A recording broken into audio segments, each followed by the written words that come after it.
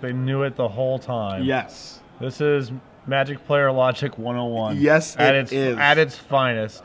So now we have a Reanimator deck, and it's a different take on Reanimator too. It's not just like Corey Paxton copied a deck list. It's just a different take, doing battle here, and he's playing against a red-black aggro deck that doesn't really have very much graveyard hate. I don't think it has any at all. 2 cremates in the sideboard. Yeah, so as we see a Blood Crypt here and a Deathrite Shaman from Corey as he's on his second turn. So this is a deck that doesn't stand up to hate very well, has a difficult time beating Rest in Peace, as we see in old school Mulch. Yep.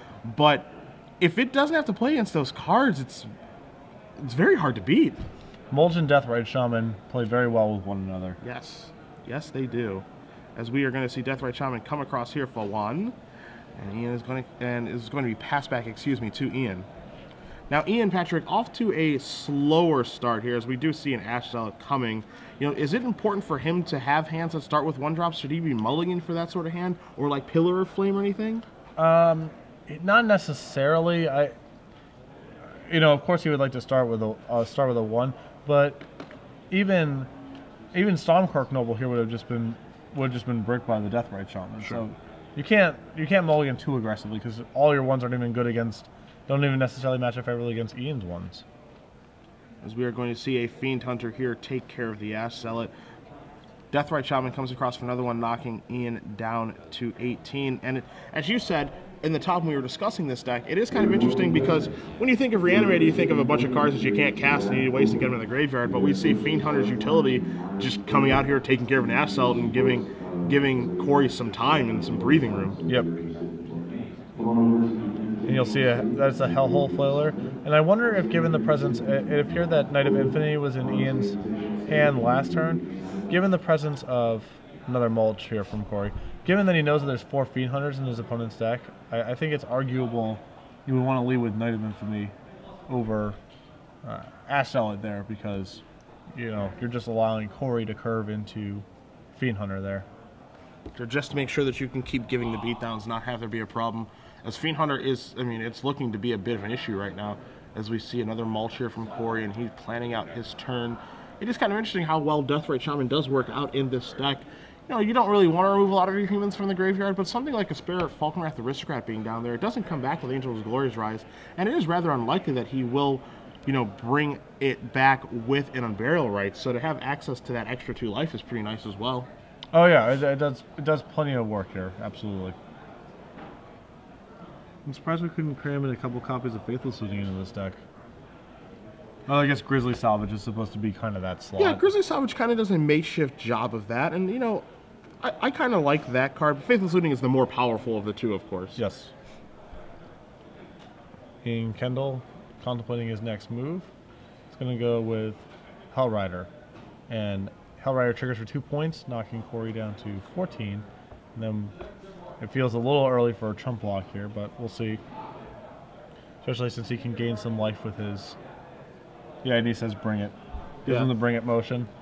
And it is, I think, super important for Ian to have these cards start hitting play. You know, he needs to have these hasters, these heavy hitters in his deck really start hitting. He can't afford for, you know, Stormcroak Noble and Rakdos Cackler to show up. I mean, even right now, Knight of Infamy, we're past the point where that's going to be a big deal. Yep. It's time for the heavy hitters to come out before Corey's able to get his game plan going, as we do see a Grizzly Salvage here from him, revealing Borderland Ranger, Overgrown Tomb, Falconwrath Aristocrat, a Plains, and an Avacyn's Pilgrim. Grizzly Salvage also playing extremely well with Deathrite Shaman. It's pretty much the only way for Corey to get lands into his graveyard. Yeah. So. Now the Deathrite Shaman's other powers are obviously quite good as well. Of course, of course. This is another small wrinkle to the deck. He's going to take Borderland Ranger.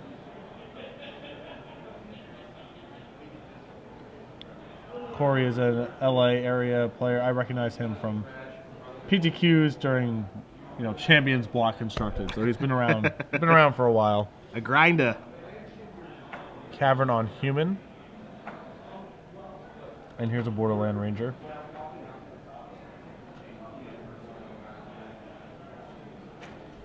Tutoring up a land, and yeah, Corey's really under the gun here, especially since Ian has an Aristocrat in hand. Yeah, Falconwrath Aristocrat looks like it's going to be joining the party next turn.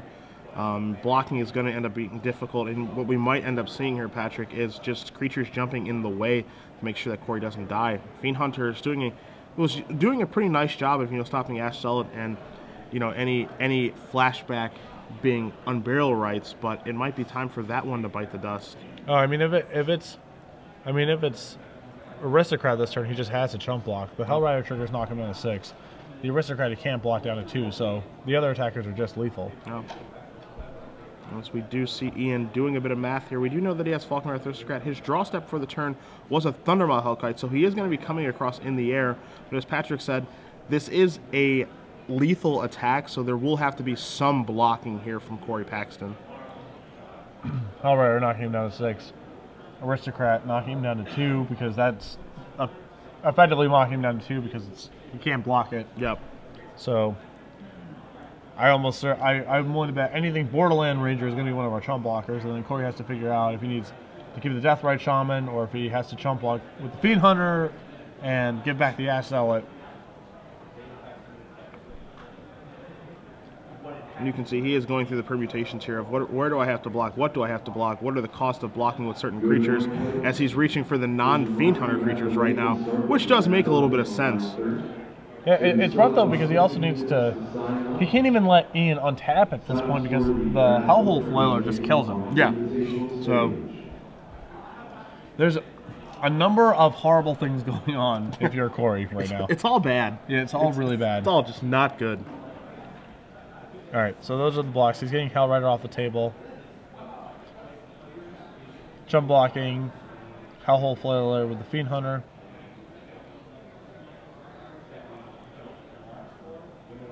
Ian assigning lethal to the Deathrite Shaman, allowing Corey to keep his not very powerful at this point Borderland Ranger. Oh, don't judge Borderland Ranger. And there's a concession. It's got a nice knife. And that game right there, that's a huge one for Ian to pick up, because it means now Corey has to win a game on the draw to take this home. Yeah, and one thing with these aggressive decks too is that you really want to be, obviously as you said, it's really big for him to win that one, but Game 3 being on the play is a huge deal if we do get to that point. Now we do have both players with their sideboards here. They're looking them over. We have them in front of us, but we are going to cut back to the booth because we do have a full year of premium to give away. Our last trivia question on the Standard Open. It is our last trivia question on the Standard Open, and it is going to be a fun one. Are you sure you're ready? Are you sure? Born ready. All right. Hit me. With your best shot. All right. So, in this Human Reanimator deck here, there is a card that is a little bit different here. It works as part of an infinite combo, and it combos very well with Fiend Hunter. There's a card that's actually in both players' decks. You have one deck that is red-black aggro-based. You have another one that's kind of splashing for it. So if you're able to name that card that is seen in both decks here, you find one more typically in the black-red aggro deck that Ian's playing, but not typically in this Human Reanimator deck, you'll win a full year of premium, and we'd like for you guys to tweet that answer at #SCGPremium. I think that's a fair question. Yeah, that's totally I legitimate. don't think that one's too tough. Not really, no. A little bit tougher than my question, probably, but still.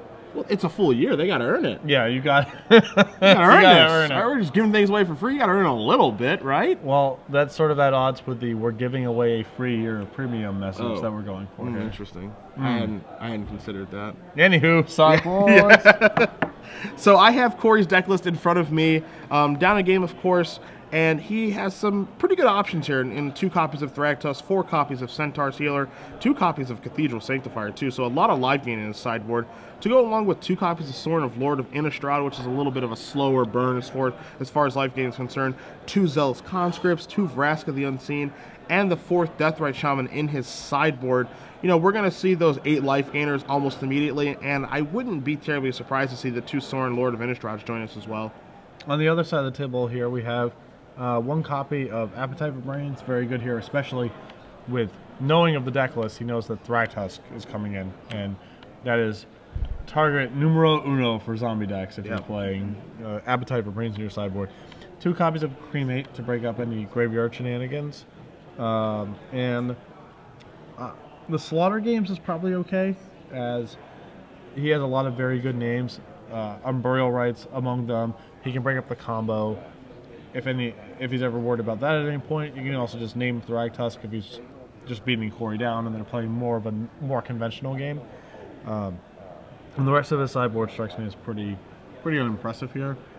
He has 4 Vampire Nighthawks, which some of these decks are very soft to flyers. These just green-based decks. Yeah.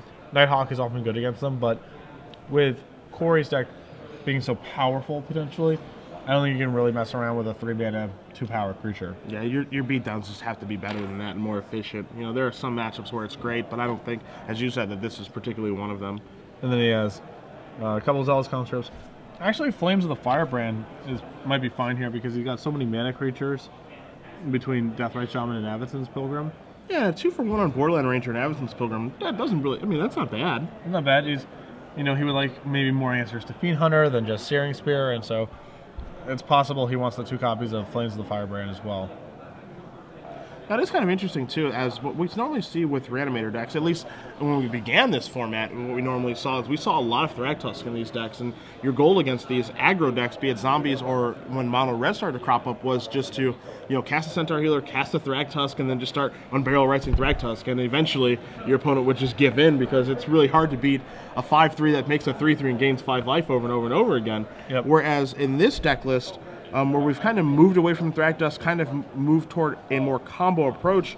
And if you're Ian, you have to be feeling pretty good about things when you only see 2 Thragtusk in a green-based deck throughout the 75 cards. Yeah, well, the format definitely started very heavily on Thragtusk. But as decks started incorporating more and more copies of Sphinx's Revelation, that became the best way to actually grind someone out of the game. It's just resolving a big revelation. And Thragtusk has moved much more. At the beginning of the format, it was just in every deck. Yeah. And now it's moved to a spot where it's certainly good for some mid-range decks. It's very good against particular decks, but it's not like every non-beatdown deck is starting their deck list with 4 Thragtusk, which is the place we were in, a month ago. Yeah, that was just the standard. And if you were doing something else, people were asking you, why aren't you playing Thragtusk? Yeah. And now it's, well, when I cast Thragtusk, my opponent gets to Revelate for 4 cards, and then I have a stupid Thragtusk in play that doesn't do anything. Yeah. As we see these players both keep their 7 cards. Isolated Chapel here to start for Corey. Strong Kirk Noble there for Ian. So a good start for him on the draw. And Patrick, 1 card that there is in his hand, as we see Deathrite Shaman, is a Slaughter Games. Yeah, he has his singleton Slaughter Games. I think 1 Slaughter Games in the sideboard is the correct, like the perfect number, basically. There's a pillar for that Shaman, and now Strong Kirk Noble in for 1. Grow! It's like a Power Rangers bad guy. You too old? Yeah, a little too old. Ah, alright. Not by much. The Power Rangers bad guys, they start small, and then when it's time to fight, yeah, the Power Rangers robot, they get big. Oh, I know that. I'm familiar enough with it to know that. So that's what it's okay. Sure. Okay. Cavern, predictably on human, and a Borderland Ranger here. The Cavern very important here, as Corey had no green mana otherwise. We are going to see the advantage of playing a Strong Kirk Noble in that Borderland Ranger is a human. The Noble can get through. It is going to grow a little more to become a 3/3 now, so it is becoming a respectable force, as we're going to see another one here. And you see Ian with a Searing Spear, that Slaughter Games, and a Falkenrath Aristocrat, so his draw's pretty good. Like in many works of fiction, humans are scared of vampires and therefore want no piece of the Strong Kirk Noble. I'm not scared of them. I could win. I don't know. You probably feel differently if there was an actual real vampire coming at you. Call me Blade. Fiend Hunter taking down the big Noble. And while it doesn't, the Strong Kirk Noble, it can't be blocked by humans, it doesn't have protection from humans. Yes. Searing Spear at the end of the turn, although the Noble still reset, but back in play. Give me that back. As we are going to see here a Cavern of Souls. Wouldn't be surprised to see it named Vampire here, but we are going to see a vampire, and it is in the air in Falkenrath Aristocrat. And the Vampire Squad just trucking on in for 6. Can't stop, won't stop. Yeah. Humans versus vampires. We finally get to settle this once and for all. Our new dual deck. As we do see Borderland Ranger come across here. Again, he can't block anything, and we are going to see a Fiend Hunter. And I fear for Corey, as it is going to take out a Falkenrath Aristocrat. One thing that he doesn't have, Patrick, is that 5th land, as you see 2 copies of Thragtusk and 2 copies of Angel of Glory's Rise. Yeah, are we going to Slaughter Games Thragtusk here? Oh, boy. Because Corey missed his land drop, so it's very attractive to do it here. Yeah, and, you know, in the game that we're in right now, Angel of Glory's Rise doesn't really do very much right now. There are only 2 copies of Thragtusk, but is he going to name them? Ew! No. No, he named Angel of Glory's Rise. Yeah. Wow. I mean, Corey still needs a 5th land here, but this is risky business because a Thragtusk in this board state might as well be Corey going infinite. Yeah. Just game over. Ian's hand is 2 lands. Yeah, I'm a little surprised by that name. I mean, it's easier to name that because, you know, he does know that Angel of Glory's Rise is there and there are only 2 copies of Thragtusk. Probably didn't expect there to be 2 copies in its hand, but I think that's the only card right now, outside of Huntmaster of the Fells, Patrick, that really does have a huge impact on the game. Yeah, and Huntmaster of the Fells, it's possible would have been cast last turn. I don't know necessarily over the Fiend Hunter, but you know, there's at least some indicator that Corey doesn't have it in his hand because it was not cast last turn. Yeah. Whereas Thragtusk, he had missed his 5th land drop. I mean, it's the odds that he has 1 in his hand are reasonably good. I think so. Depending on, you know, what do you think he has? Every other card, I think he can cast at this point. Mulch, Grizzly Salvage. You know, he could have Unburial Rights, but that doesn't really play much of a role right now either. As we see both Nobles come across and grow a little bit. A little knock of the deck. And there's an Avacyn's Pilgrim, which kind of counts. Yeah, a little bit. But now he's gonna fall to 1 from these noble attacks. What do we see? We see a Hell Rider. There it is. Scuba Dog! We have our first champion, Ian Kendall. His 2nd Star City Games Open Series crown. He won the Legacy Open in Seattle a little bit earlier this year with Merfolk, and now he can add a standard crown to his mantle with red-black aggro. Very impressive. It feels like we have the same story in these Open Series. Like, look at all these new fancy decks that are, and then Black-Red's just get out of here with this. Yeah. Put less random duels in your deck. Just play 2 colors, etc., etc. You can't get too fancy. Take your beatdowns. Yeah. Take your beatdowns and like them.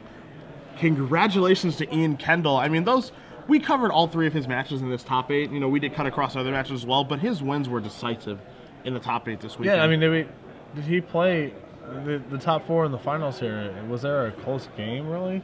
Not particularly. There was no game really that it felt like he was in danger of losing at any point. You know, he just really bowled over all of his opponents, and you see the power of Ashtel. You see the power of these other cards that are attractive in red and black, but the one that really does hold everything together, and we saw it in almost all of Ian's game, is Falkenrath Aristocrat. Falkenrath Aristocrat's raw power is insane. Yes. I mean, if you're playing a black-red attacking deck, you can't imagine a card for yourself much better than that one. Yeah, the card that I always think of when I think of Falkenrath Aristocrat, and this is from many years ago, was Giant Solifuge. How there were games where when your opponent cast a Giant Solifuge, which is that old Captain Tickles, if Evan Irwin is watching, the old 4/1 Shroud Haste Trampler, you were just like, oh, this is a nightmare. But at least that one, you could really block pretty well.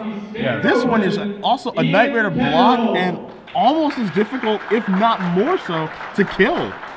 Yes. Which is crazy. Yeah.